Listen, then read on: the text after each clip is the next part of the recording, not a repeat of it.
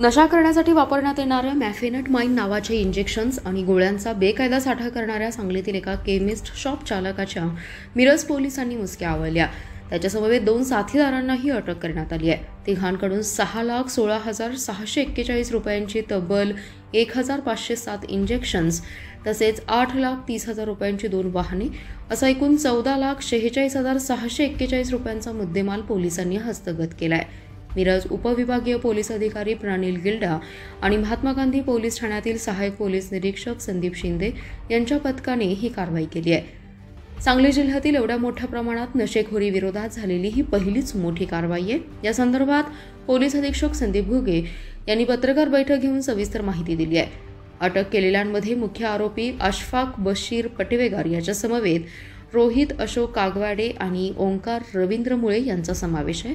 मिरज पोलिसांनी नशेसाठी वापरण्यात येणाऱ्या इंजेक्शनचा मोठा साठा हस्तगत केला। यामध्ये सध्या 3 संशयितांना अटक करण्यात आली असली तरी यामागे मोठं रॅकेट असण्याची शक्यता नाकारता येत नाही।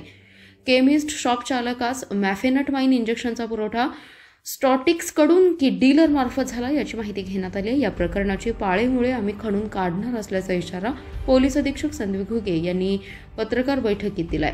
दरम्यान आम्ही नागरिकांना देखील नशेखोरीला हातभार लावणाऱ्या काही संशयित इसमांची माहिती असेल तर त्यांनी पोलीस प्रशासनास द्यावी असं आवाहन केलंय।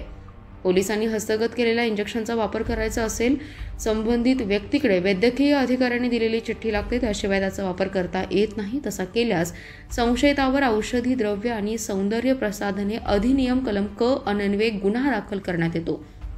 मिरजेत अटक केलेले रोहित कागवाडे आणि ओंकार मुळे हे दोघे अशफाक पटवेगार याच्याकडून 360 रुपये किमतीचे इंजेक्शन घेऊन ते काळ्या बाजारात 800 रुपयांना विक्री करत असल्याचं पोलीस तपासात उघड झालंय।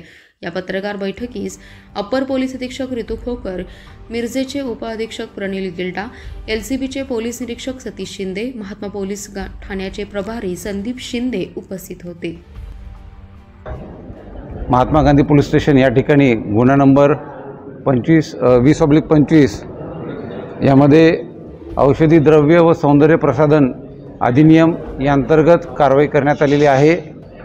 याच्यामध्ये मेफेनटमाइन सल्फेट हे केमिकल असलेलं बॉटल्स एकूण 1407 एवढ्या संख्येमध्ये त्या बॉटल्स सांगली पोलिसांनी जप्त केलेल्या आहेत। यामध्ये एकूण 3 आरोपी निष्पन्न झालेले आहेत आणि तपासादरम्यान आणखीनही यामध्ये आरोपी निष्पन्न होतील। यामध्ये कदाचित एक मोठं रॅकेट उघडकीस येण्याची शक्यता आहे। आता हा जो ड्रग्सचा साठा आहे तो इलिगली ठेवण्यात आलेला होता।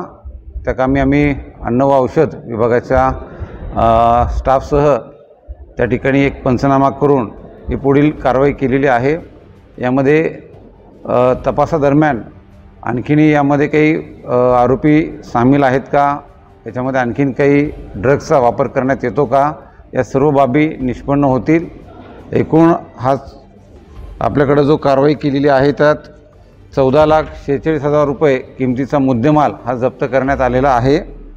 आणि येणाऱ्या आगामी काळामध्ये जे भारत सरकारचं नशामुक्त भारत अभियान हे राबवण्यात येत आहे, त्यामध्ये सांगली जिल्हा पोलीस दल कटिबद्ध आहे आणि जास्तीत जास्त कारवाया त्या ठिकाणी आम्ही करून घेणार आहोत। माझं सर्व नागरिकांना आव्हान आहे की आपणही आपल्याकडे जी माहिती आहे ती पोलीस विभागाला शेअर करत चला, जेणेकरून आम्हाला त्या ठिकाणी कारवाई करणं सहज शक्य होईल। धन्यवाद।